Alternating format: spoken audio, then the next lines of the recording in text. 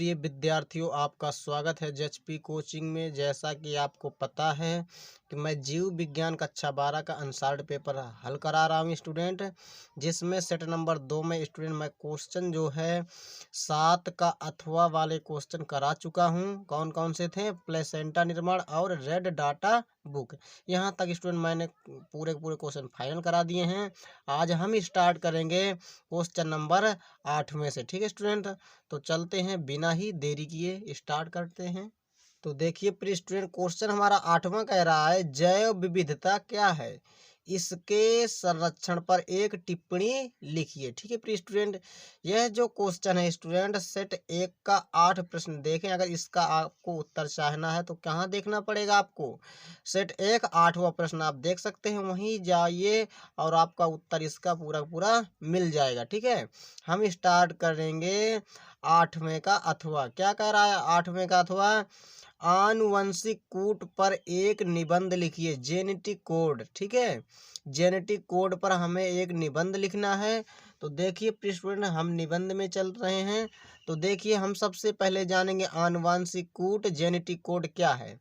तो आनुवंशिक कोड सभी जीवों में, जो भी जीव हैं, सभी जीवों में आनुवंशिक सूचना के आधार पर प्रोटीन संश्लेषण को विशिष्टीकृत करता है। क्या करता है? जो भी आनुवांशिक सूचनाएं होती हैं, सभी जीवों में जो आनुवांशिक सूचना होती है, उस आनुवांशिक सूचना के आधार पर क्या करते हैं? पर प्रोटीन संश्लेषण को क्या करते हैं? विशिष्टीकृत करता है। ठीक है, आनुवांशिक कोड। चूंकि आनुवंशिक सूचना जो है mRNA से होकर प्रोटीनों में पहुंचती है। आपको पता है स्टूडेंट, जो हमारी आनुवंशिक सूचना होती है ना, वो कहाँ से? mRNA से होकर प्रोटीनों में पहुंचती है। इसलिए विभिन्न वैज्ञानिकों ने आरएनए की भाषा का प्रोटीन की भाषा में, आरएनए की भाषा का प्रोटीन की भाषा में अनुवाद करने हेतु अपने प्रयोगों के आधार पर एक शब्दकोश का निर्माण किया, जिसे क्या कहते हैं? आनुवंशिक कूट कहते हैं। ध्यान दीजिएगा, कहाँ से आपको लिखना है कि वैज्ञानिकों ने आरएनए की भाषा में, आरएनए की भाषा का प्रोटीन की भाषा में अनुवाद करने हेतु अपने प्रयोगों के आधार पर एक शब्दकोश का निर्माण किया, जिसे हम क्या कहते हैं? आनुवांशिक कूट, जेनेटिक कोड कहते हैं। ठीक है स्टूडेंट, ये कोड लिख दो या कूट लिख दो, बात एक ही है। जो कोड है, इसे कूट को अंग्रेजी में कोड लिखा जाता है, आप कंफ्यूज नहीं होइएगा। ठीक है, क्या लिखा? आनुवांशिक कूट जो है, ये कोड है। सभी जीवों में, जो भी जीव है, सभी जीवों में आनुवांशिक सूचना, आपको पता है आनुवांशिक सूचना, आनुवांशिक सूचना के आधार पर प्रोटीन संश्लेषण क्या करते हैं? विशिष्टीकृत करते हैं। सूचना के आधार पर ही प्रोटीन संश्लेषण को विशिष्टीकृत करते हैं। चूंकि आनुवांशिक सूचना mRNA से कहाँ? प्रोटीन में पहुंचती है, इसीलिए विभिन्न वैज्ञानिकों ने क्या किया? आरएनए की भाषा का प्रोटीन की भाषा में अनुवाद करने हेतु अपने प्रयोगों के आधार पर किया था। ठीक है, प्रयोगों के आधार पर एक शब्दकोश का निर्माण किया, जिस शब्दकोश को हम क्या कहते हैं? आनुवांशिक कूट। तो चलते हैं हम इसकी विशेषताओं की तरफ।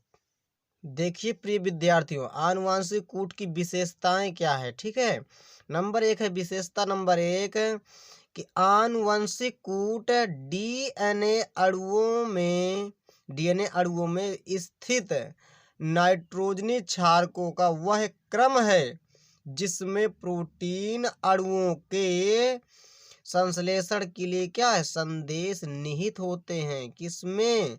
आनुवांशिक कूट जो है ना, वो डीएनए अणुओं में स्थित नाइट्रोजनी क्षारकों क्या है? वह क्रम है। नाइट्रोजनी क्षारकों का वह एक क्या है? क्रम है, जिसमें प्रोटीन अणुओं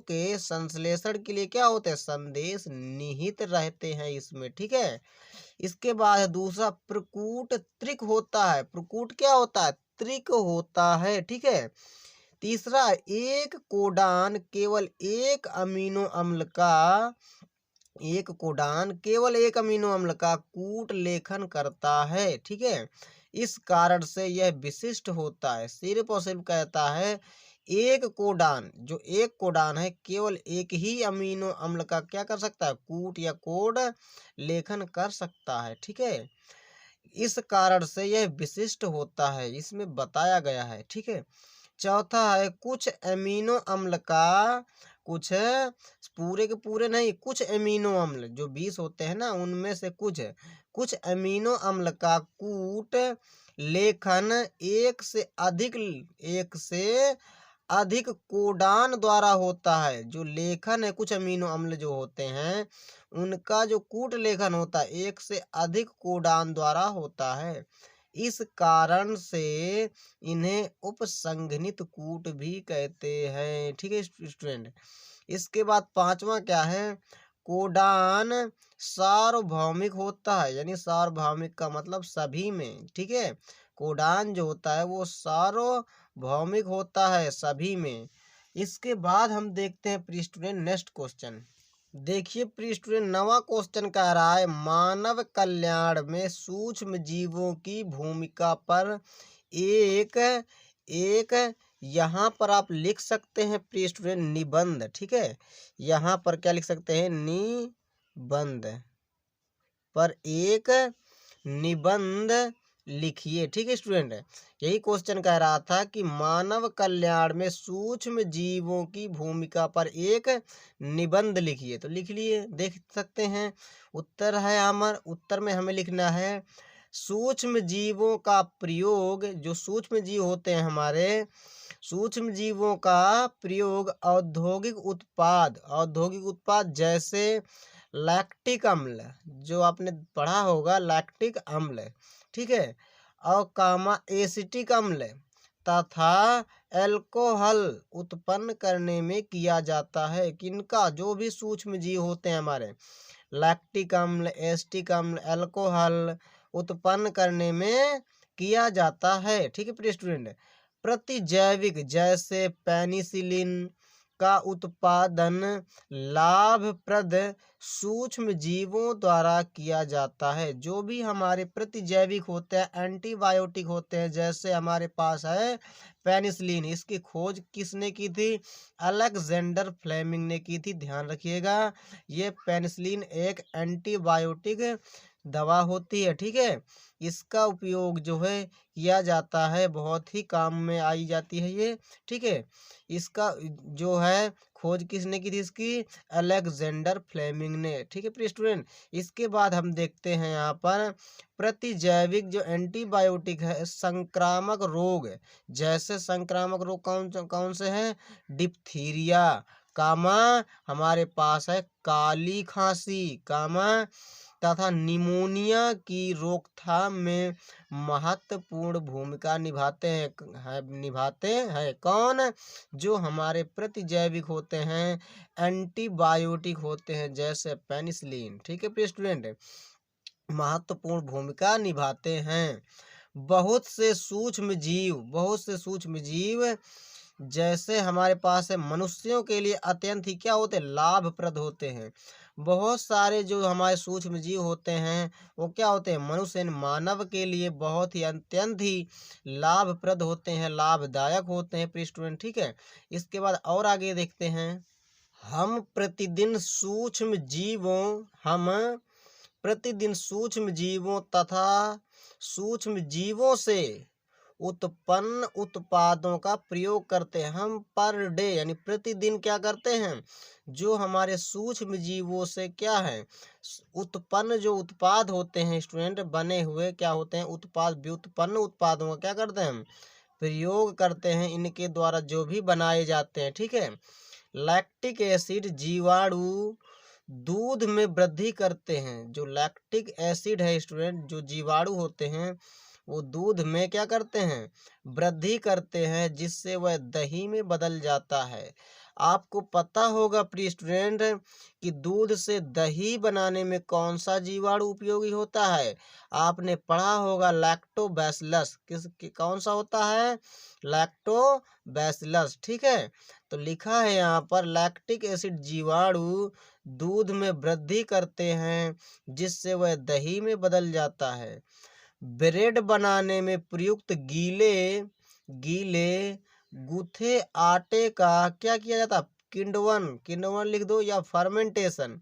किण्वन सेकेरोमाइसीज सेरीविसी नामक ईस्ट से किया जाता है। ठीक है, जो हमारे आटा होता है, जो गीला आटा होता है गूथा हुआ, उसका हम फर्मेंटेशन करते हैं तो किसके द्वारा? या तो आप इस जीवाणु का नाम याद कर लो, नामक जो हमारे पास ये नाम होता है ईस्ट का। ईस्ट का क्या नाम होता है? सेकेरोमाइसीज सेरीविसी नामक ईस्ट। या आप यह नाम ना लिखना हो तो कोई दिक्कत नहीं है, आप सिर्फ और सिर्फ क्या लिख दें? ईस्ट। किण्वन ईस्ट से किया जाता है। आप ऐसा भी लिख सकते हैं या आप पूरा नाम भी लिख सकते हैं। ठीक है, नामक ईस्ट से किया जाता है, वो तो ईस्ट का नाम है यहाँ पर लिखा है। ठीक है, कुछ पकवान जैसे हमने देखे होंगे इडली तथा डोसा ऐसे गीले आटे से बनाए जाते हैं। ये जो है गीले आटे से ही क्या कहते हैं? बनाए जाते हैं, जिन्हें सूक्ष्म जीवियों द्वारा किण्वित किया गया होता है। क्या किया गया होता है? सूक्ष्म जीवों के द्वारा क्या किया जाता है? किण्वित किया गया होता है।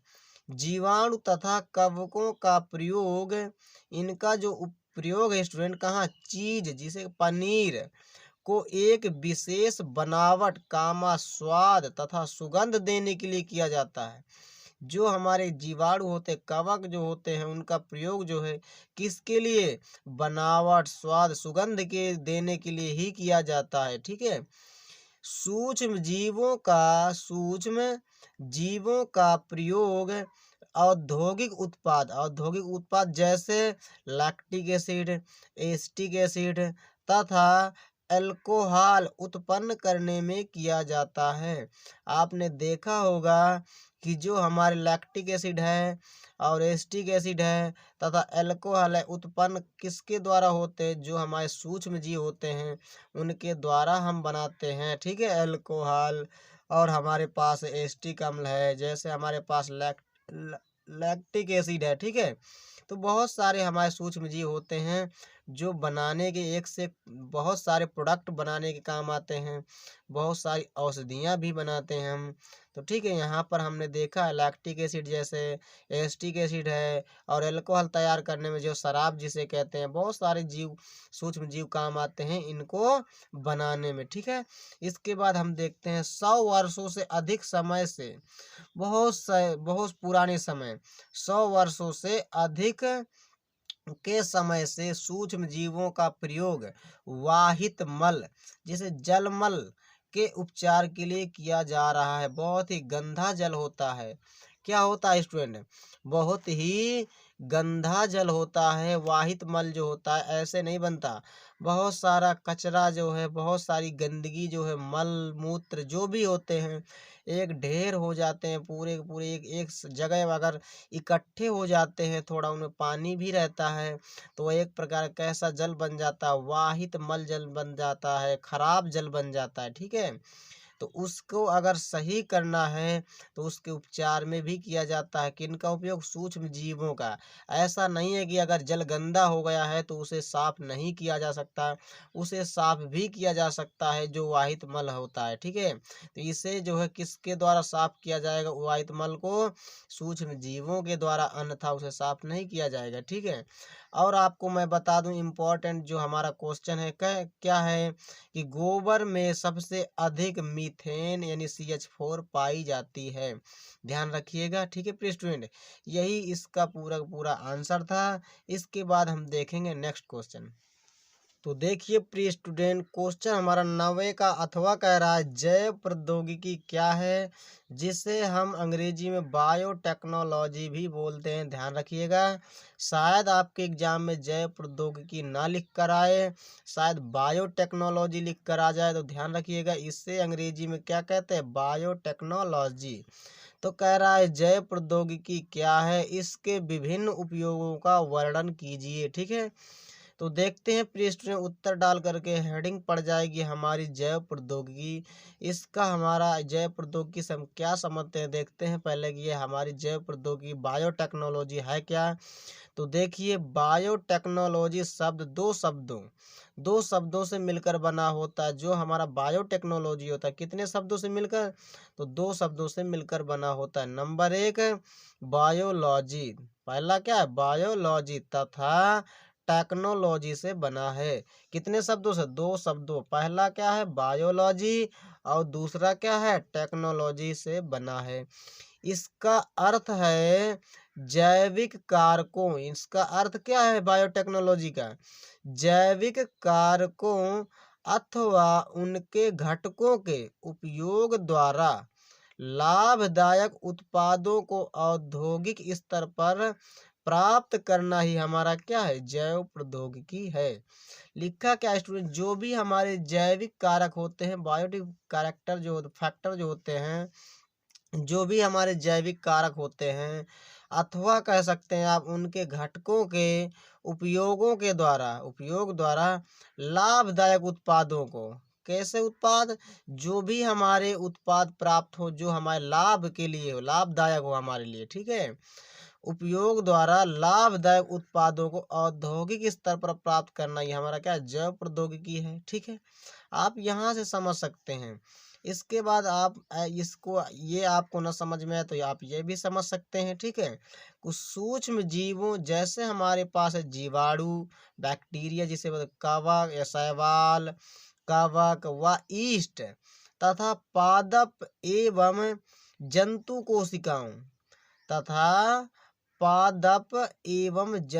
कोशिकाओं कोशिकांगों अथवा आप कह दो ऊतकों, आदि में से किसी भी जीवित तंत्र को मानव समाज के लिए उपयोगी उत्पादों को औद्योगिक स्तर पर प्राप्त करने की प्रक्रिया को क्या कहते हैं, बायोटेक्नोलॉजी कहते हैं। ठीक है प्रिय स्टूडेंट, तो यह हमारा जो है बायोटेक्नोलॉजी के बारे में थोड़ा लिख दिया गया है। आप इसका स्क्रीनशॉट कर ले करके अच्छी तरह से इसे पढ़ लीजिएगा, और ये आपके एग्जाम में 100% में 90% आने की संभावना रहती है कि ये क्वेश्चन आएगा, तो आएगा ही आएगा, क्योंकि हमने अनसाल्ड में बहुत ही सेट हल कराए हैं। अगले वर्ष ये क्वेश्चन हमें बहुत ही बार और हर सेट में मिला हुआ था। ठीक है प्रिय स्टूडेंट, तो इस क्वेश्चन को आपको अच्छी तरह से ही याद कर लेना है। इसके बाद हम देखेंगे जैव प्रौद्योगिकी का उपयोग, इनके उपयोग क्या हैं। ठीक है, चलते हैं। तो देखिए प्रिय स्टूडेंट, पहला हमारे पास है कृषि क्षेत्र में इसका उपयोग, पहला है कृषि के क्षेत्र में इसका उपयोग है। जैव प्रौद्योगिकी अनुसंधान द्वारा पौधों की अनेक कृषि योग्य किस्में तैयार करके इनकी पोषण क्षमता व उत्पादन में वृद्धि की गई है।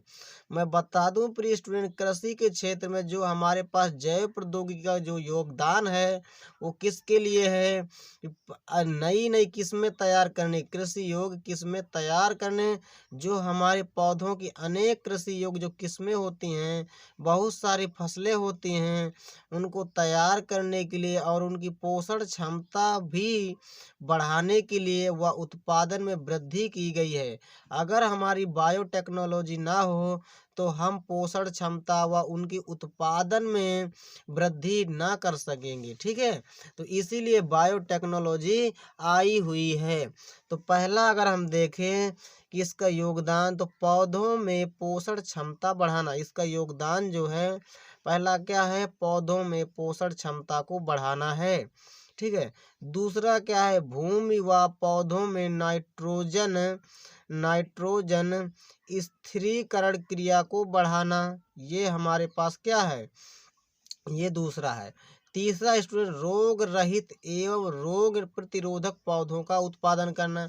जो भी हमारे, कैसे पौधों का उत्पादन करना, जो रोग, जिनमें रोग ना हो और उन जिनकी प्रतिरोधक क्षमता भी बहुत अच्छी हो, ठीक है, ऐसे पौधों का क्या करना, उत्पादन कराना हमारा क्या है, जैव प्रौद्योगिकी का काम है। ठीक है प्रिय स्टूडेंट। और जैव प्रौद्योगिकी बायोटेक्नोलॉजी काम क्या हो सकता है, जैसे हमारी बंजर खेती अगर पड़ी हुई है, जहाँ पर अन्न यानी दाना वगैरह नहीं हो रहा है, वहाँ पर भी इसका उपयोग करके हम फसल को उगा सकते हैं।